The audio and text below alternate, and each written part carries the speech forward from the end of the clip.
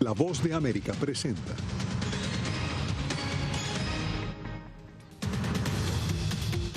Estados Unidos impone nuevas sanciones contra el gobierno de Daniel Ortega. Así responde la Casa Blanca a los arrestos de precandidatos de la oposición en Nicaragua. Además, nueva era de relaciones entre Estados Unidos y México anuncia el presidente Andrés Manuel López Obrador. Y crece la incertidumbre en Perú a solo horas de conocer el resultado final de sus elecciones.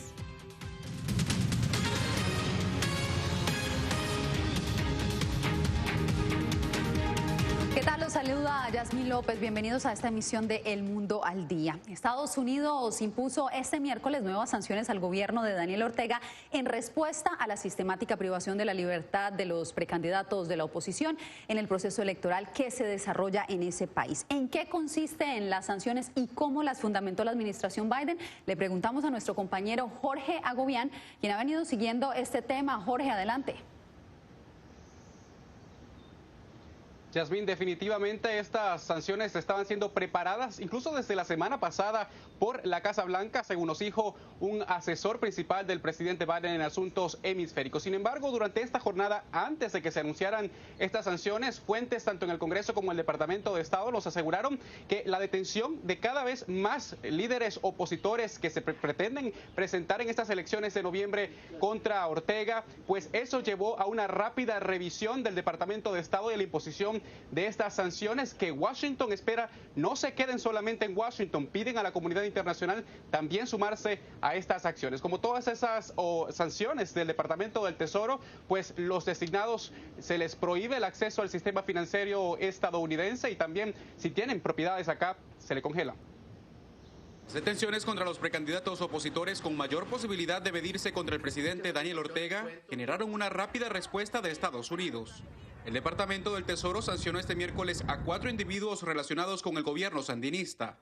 Los nombres fueron revelados por el portavoz del Departamento de Estado. Camila Ortega Murillo, una consejera e hija de Daniel Ortega, Leonardo Ovidio Reyes Martínez, presidente del Banco Central de Nicaragua, Julio Modesto Rodríguez Valladares, general del Ejército, y Edwin Ramón Castro Rivera, diputado de la Asamblea Nacional. Desde el pasado viernes, la Casa Blanca estipulaba imponer sanciones contra funcionarios del gobierno nicaragüense. Entonces, definitivamente estamos viendo qué acciones vamos a tomar. Pero la escalada de acciones represivas condujeron a un inminente anuncio este miércoles, según adelantaron varias fuentes a La Voz de América. Washington urgió a sus socios en el hemisferio y Europa a seguir la misma ruta y no descarta más sanciones.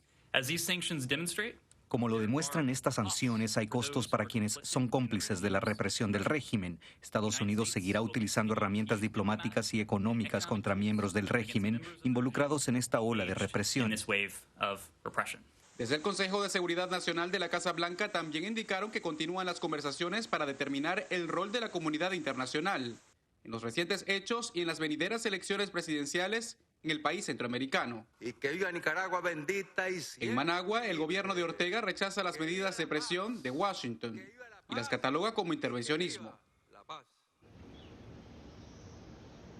Por su parte, también desde Naciones Unidas y desde la Organización de Estados Americanos repudiaron la detención de los líderes opositores. Por otro lado, también desde el Congreso estadounidense, líderes tanto republicanos como demócratas apoyaron las sanciones impuestas por Washington. Yasmín. Jorge, muchas gracias. Y precisamente nos trasladamos a Nicaragua, donde un cuarto aspirante a la presidencia por la oposición fue privado de la libertad, lo que ocasionó la respuesta inmediata de la Casa Blanca que vimos en el informe anterior. Hacemos contacto con Donaldo Hernández. Donaldo, ¿cómo ha reaccionado la oposición en Nicaragua por el arresto de sus precandidatos y qué pasará ahora entonces con las elecciones? Yasmín, justamente este miércoles, el único partido político de oposición que queda en el país, Ciudadanos por la Libertad, anunció que van a seguir en el proceso electoral, a pesar de que estos 4 precandidatos de la oposición son los mejores evaluados, de acuerdo a diferentes encuestas de opinión. Otras organizaciones, como la Coalición Nacional, han hecho un llamado a la ciudadanía nicaragüense y a la comunidad internacional a ejercer mayor presión sobre el gobierno de Daniel Ortega. Si están viendo este video es porque he sido incomunicado o capturado. El precandidato presidencial Juan Sebastián Chamorro dejó grabado un mensaje por considerar que su arresto era inminente. La noche de este martes, la policía de Nicaragua allanó su vivienda y lo trasladó a la cárcel Evaristo Vázquez por supuestamente cometer el delito de traición a la patria. Hay una cosa que quiero dejar muy claro, y es que amo a mi país y que nunca aceptaré ningún cargo de traición a la patria, mucho menos de una dictadura que ha vendido a Nicaragua. Más temprano, el precandidato Félix Maradiaga también fue arrestado bajo el mismo cargo que Juan Sebastián Chamorro. La detención fue violenta, violatorio a todos los derechos constitucionales y leyes ordinarias. Con la detención de Félix Maradiaga y Juan Sebastián Chamorro, ya suman 4 los precandidatos bajo arresto en una semana. El pasado miércoles a Cristiana Chamorro le impusieron prisión domiciliaria, mientras que Arturo Cruz está recluido en la cárcel Evaristo Vázquez. Pero esto es la evidencia que Daniel Ortega no está preparado para ir a unas elecciones, no está preparado ni siquiera con su propia gente para poder ganar, aunque sea con el mínimo que se requiere para ganar en este país. La Voz de América sigue solicitando entrevistas a funcionarios del Ministerio Público sobre las detenciones de opositores. Sin embargo, hasta el cierre de este informe no ha recibido respuesta.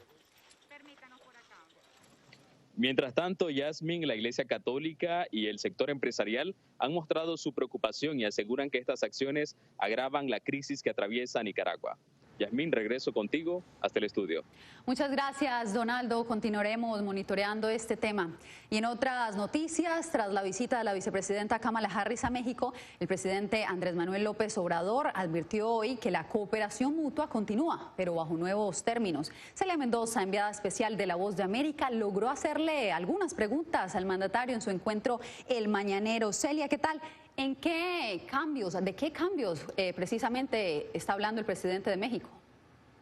Yasmín, el presidente de México se refiere a la posibilidad de trabajar como iguales, mancomunados, como miembros que trabajan en la región y que pueden colaborar de un lado y del otro, acabando así con cualquier tipo de acuerdo que pone a los Estados Unidos por encima de México. O por lo menos esto fue lo que dijo durante una de las respuestas que dio a La Voz de América en esta, su reunión diaria de la mañana, cuando le pudimos hacer algunas preguntas. Veamos. Nos vemos mañana. Un día después de la visita de la vicepresidenta Kamala Harris. Tú eres la primera, mañana. Quédate. La Voz de América insistía. Sí. Celia Mendoza de La Voz de América. Y logramos hablar con el presidente mexicano Andrés Manuel López Obrador durante su reunión mañanera. El mandatario se refirió a los $130 millones de ayuda técnica que Estados Unidos estará entregando para la reforma laboral en el país. Un tema crucial, además, para el avance del Acuerdo de Libre Comercio de América del Norte. De parte de ella y del gobierno estadounidense, una prioridad el atender a los trabajadores.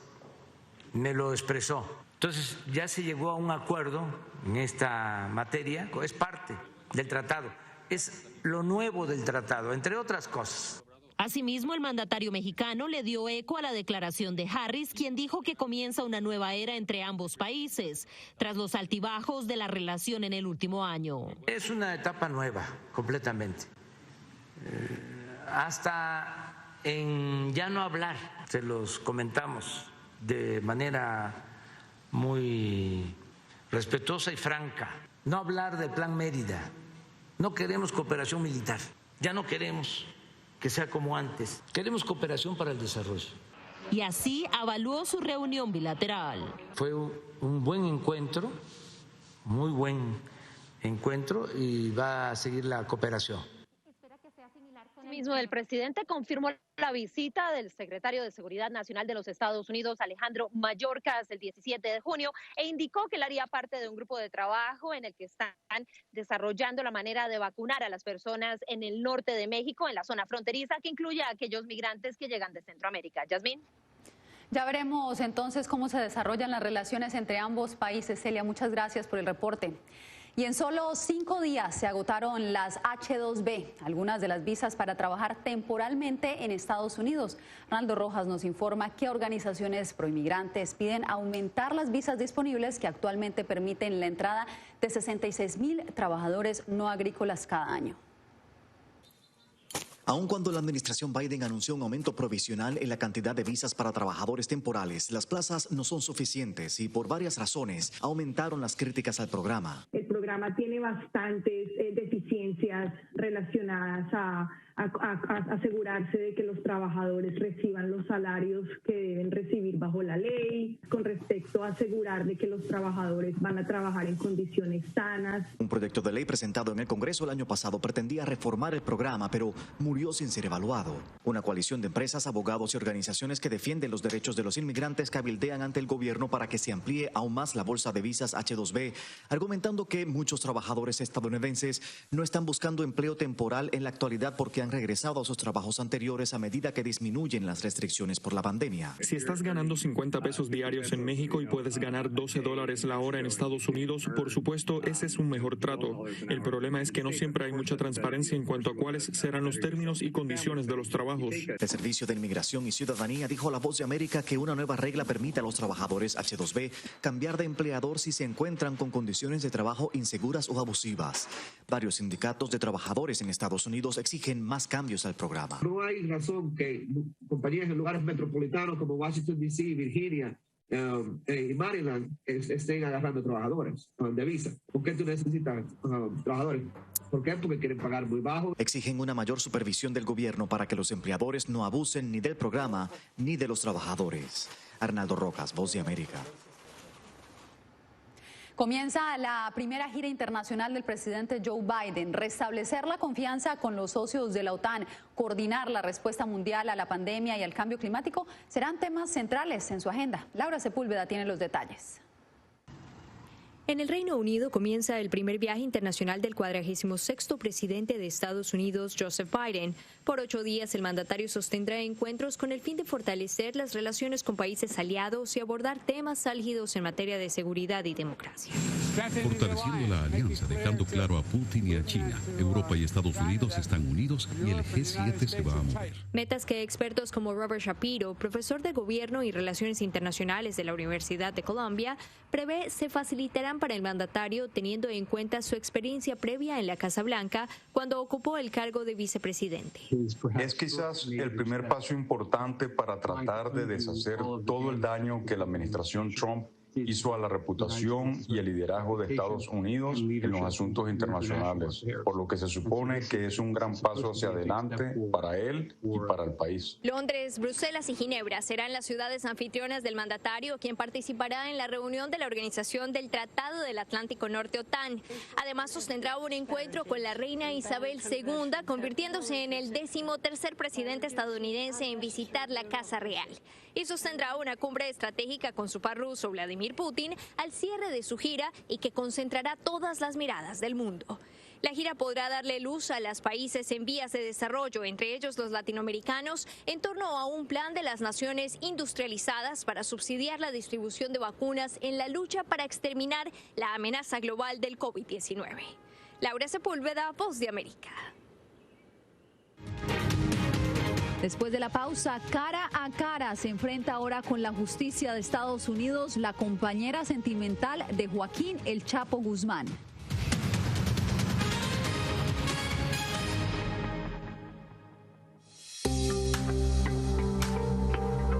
En medio de la pandemia del COVID-19, muchos quieren saber cómo darle una mano a su sistema inmune.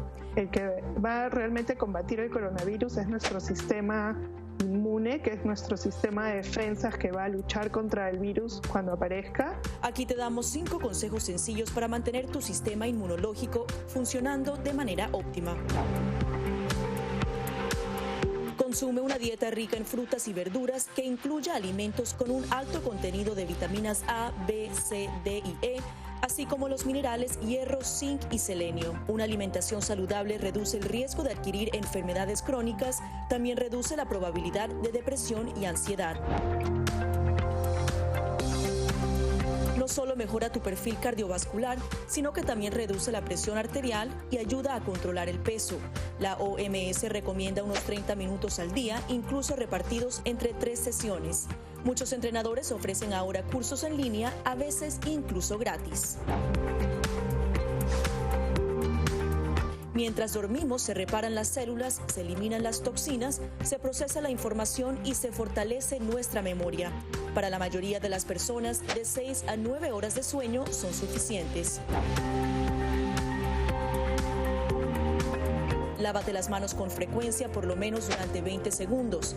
Asegúrate de hacer el proceso bien, frotando todas las partes de ambas manos y muñecas. Las antibacteriales funcionan mejor si contienen un alto porcentaje de alcohol.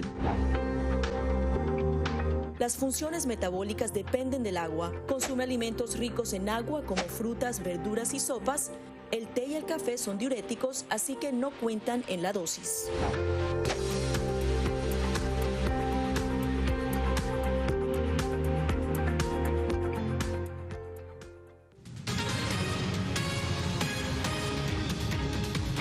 Aunque resta poco más del 1% para finalizar el conteo de votos en las elecciones de Perú, aún no hay un claro ganador en la contienda. Néstor Aguilera sigue este proceso que mantiene en alto las expectativas de todo el hemisferio. ¿Cuál es el panorama en este momento? Le preguntamos a nuestro compañero Néstor Aguilera. Yasmín, el candidato de izquierda Pedro Castillo se mantiene adelante en el conteo de votos, lo que lo acerca cada vez más a la presidencia del Perú. Sin embargo, aún no hay oficialmente un claro ganador. Hasta las 12:50, de acuerdo con la Oficina Nacional de Procesos Electorales, OMPE, apenas restaba 1,58% de los votos por contabilizarse. Y de acuerdo con eso, Castillo logra preliminarmente el 50,19% de los votos válidos, mientras que Keiko Fujimori se mantiene en el 49,80%. La diferencia entre ambos, 68.935 votos. A propósito de esos resultados y lo que implican para el futuro de Perú, La Voz de América consultó a la profesora investigadora peruana Paula Muñoz. El candidato o la candidata que resulte perdedor tiene que comprometerse a respetar las reglas de juego democráticas y aceptar, ¿no? que perdió. Obviamente también un segundo paso es que el nuevo gobierno sea muy consciente y sea quien sea consciente de la situación de polarización de la cual resulta elegido, ¿no? y que necesita justamente abrir una línea hacia el diálogo. Uno de los aspectos que más expectativa generaba, Néstor, en este proceso era el voto en el extranjero. ¿Qué resultado se dio, arrojó este proceso? Procesado el 100% de las actas y contabilizado el 89,44%, Fujimori alcanza un 66,48% frente a 33,51% de Castillo. Pero ese resultado, ojo, hasta aquí no ha generado ninguna variación en lo que tiene que ver con la contabilidad final. La razón, solamente sufragaron 320.000 electores de 890.000 habilitados. Yasmín. Néstor, muchas gracias por tu reporte. Bien, y para este jueves está citada la primera audiencia ante un juez federal en Washington, D.C., a la que comparecerá Emma Coronel, la compañera sentimental de Joaquín El Chapo Guzmán. Jacopo Luzzi nos preparó el siguiente informe. Emma Coronel Aispuro, esposa de El Chapo Guzmán, podría declararse este jueves culpable de ayudar al narcotraficante mexicano en la administración de su imperio multimillonario y de fugarse de una prisión mexicana de alta seguridad en 2015, según adelantó el diario The New York Times, citando a una persona familiarizada con el asunto. Coronel comparecerá la mañana de este jueves ante la Corte del Distrito Federal de Washington, D.C., 4 meses después de que fue arrestada en el aeropuerto internacional de Dallas, en las afueras de la capital estadounidense. Las autoridades investigaron a Coronel casi 2 años por su presunta complicidad con su esposo El Chapo. La ex reina de belleza de 31 años fue acusada de conspiración para traficar cocaína, metanfetamina, heroína y marihuana para su importación a Estados Unidos. Su condena podría reducirse si ahora se declara culpable. Desde Washington, Jacopo Luzzi, Voz de América. Millonaria donación de vacunas al mundo, anuncia el presidente Joe Biden al inicio de su primera gira internacional. Los detalles en minutos en El Mundo al Día.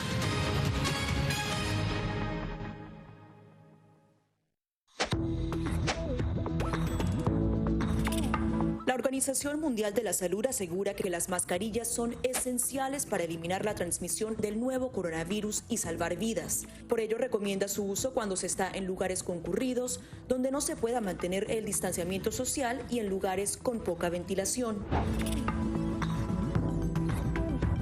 Cuando se habla de mascarillas para protegerse del COVID-19, se refieren generalmente a la mascarilla quirúrgica, el respirador N95 o las de tela.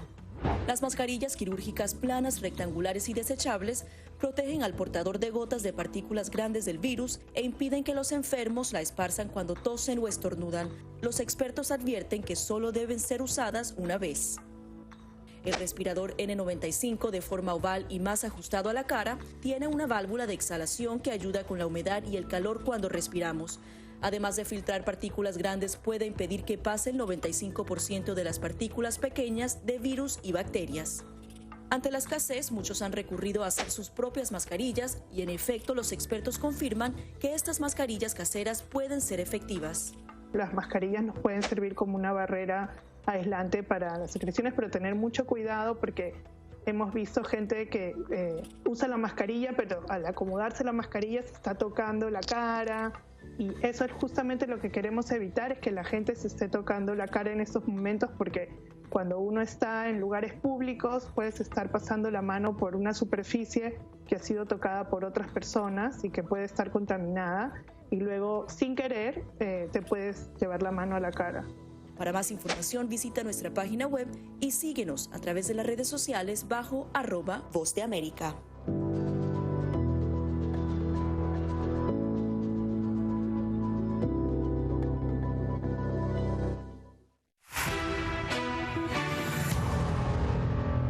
El gobierno del presidente Joe Biden anunció la compra de 500 millones de vacunas de Pfizer para distribuirlas a las naciones del mundo, mientras que Estados Unidos busca convencer a sus jóvenes para que se vacunen y así alcanzar la inmunización de rebaño.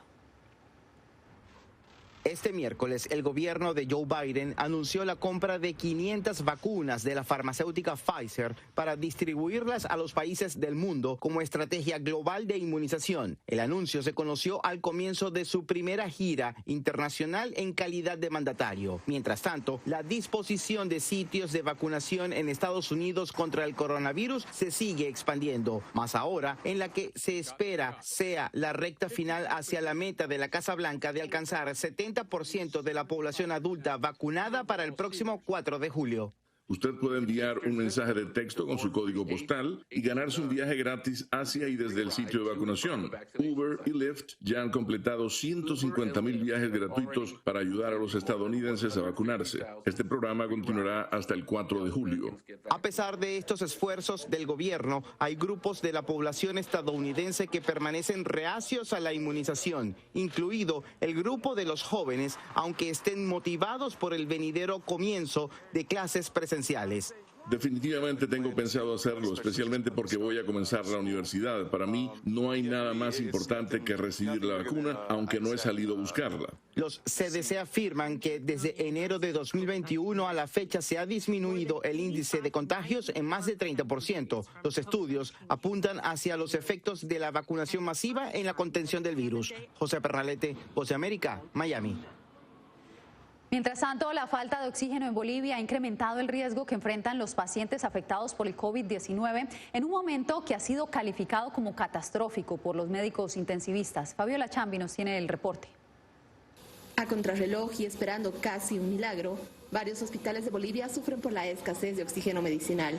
Pero la situación más dramática se registra en Cochabamba, centro del país, donde se ha vuelto casi imposible acceder a un cilindro de este elemento vital para combatir la pandemia. La demanda por paciente es muy grande y no hay en este momento forma de cubrirla. Va variando de acuerdo a la saturación de cada paciente, va variando a qué cantidad de libras por minuto le están aplicando, pero lo mínimo son 10 cilindros de oxígeno por paciente. Sin poder acceder a un hospital, muchas personas son atendidas en los domicilios donde es imprescindible mantenerlos con oxígeno. Tengo 3 pacientes en casa porque ningún hospital ni clínica nos han podido atender. Estoy con médico y enfermera particular donde uno de mis familiares está en crítico. Esta larga fila de automóviles refleja la dramática situación que viven cada día miles de bolivianos intentando conseguir oxígeno para salvar la vida de pacientes críticos a causa del COVID-19. Y en medio de la agónica espera, más vidas se apagan. Muchos llegan y lastimosamente muchos otros también se van con la noticia de que sus familiares han fallecido. La OMS expresó recientemente su preocupación por las altas tasas de mortalidad que han aumentado un 20% en Bolivia. Mientras, las cifras de contagios siguen rompiendo récords. Cada día se registran entre 2.000 y 3.000 casos nuevos de COVID-19 en el país. Fabiola Chambi, Voz de América, Bolivia. Y si quiere conocer los secretos que guarda la fórmula de la longevidad en Japón, quédese con nosotros, les contamos al regreso.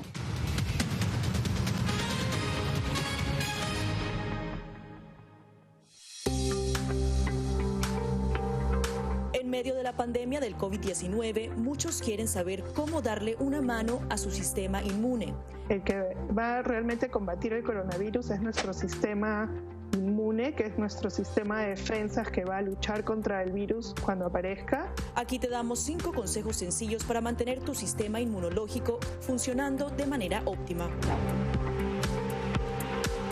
Consume una dieta rica en frutas y verduras que incluya alimentos con un alto contenido de vitaminas A, B, C, D y E, así como los minerales hierro, zinc y selenio. Una alimentación saludable reduce el riesgo de adquirir enfermedades crónicas, también reduce la probabilidad de depresión y ansiedad. No solo mejora tu perfil cardiovascular, sino que también reduce la presión arterial y ayuda a controlar el peso. La OMS recomienda unos 30 minutos al día, incluso repartidos entre 3 sesiones. Muchos entrenadores ofrecen ahora cursos en línea, a veces incluso gratis. Mientras dormimos, se reparan las células, se eliminan las toxinas, se procesa la información y se fortalece nuestra memoria. Para la mayoría de las personas, de 6 a 9 horas de sueño son suficientes. Lávate las manos con frecuencia, por lo menos durante 20 segundos. Asegúrate de hacer el proceso bien, frotando todas las partes de ambas manos y muñecas. Las antibacteriales funcionan mejor si contienen un alto porcentaje de alcohol. Las funciones metabólicas dependen del agua. Consume alimentos ricos en agua como frutas, verduras y sopas. El té y el café son diuréticos, así que no cuentan en la dosis.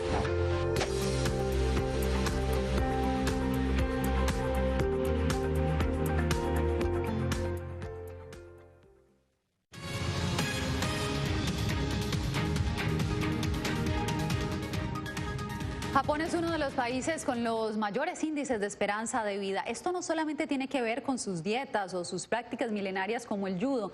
Una manera propia de mirar la convivencia también es parte del secreto. Alonso Castillo nos cuenta por qué.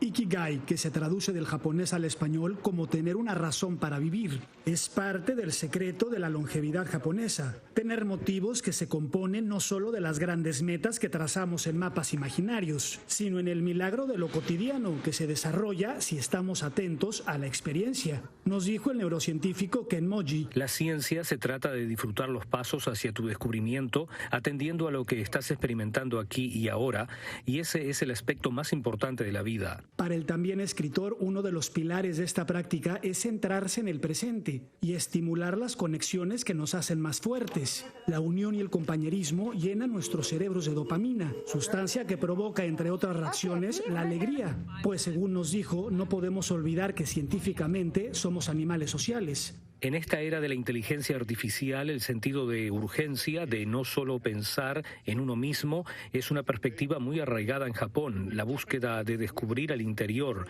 el aspecto más importante de la vida. No obstante, en el contexto global está claro que el egoísmo impera, por lo que es importante que solo tendiendo puentes y comportándonos como una tribu, es que la humanidad podría sembrar cambios sistémicos. Consideration for other people, feeling la consideración de otras personas, sentirse parte del equipo y sentir emociones de los demás. Alonso Castillo, Voz de América, Miami. Y una manada de elefantes sigue llamando la atención de las autoridades en China, quienes rastrean su paso hacia el norte de ese país. Las imágenes con drones publicadas por los medios estatales muestran a 15 de los paquidermos, incluidas 3 crías, tomando una siesta en una zona boscosa de Kunming. Este miércoles continuaron el camino del éxodo que comenzó hace un año desde una reserva natural donde habitaban. Aún no se conoce la razón de su migración, pero se cree que podría tratarse de la escasez de las plantas comestibles en su hábitat. Así nos despedimos por hoy.